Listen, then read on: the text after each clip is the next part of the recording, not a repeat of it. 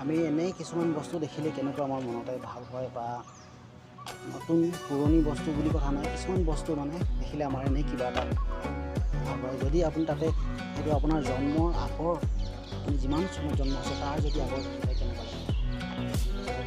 ইয়াত যিমানকেইখন আছে আপুনি মই জন্ম হোৱা আগতেই এইবিলাক বপনি হৈ গ'ল, বপনি কৰি এতিয়া ওলাই যে আছে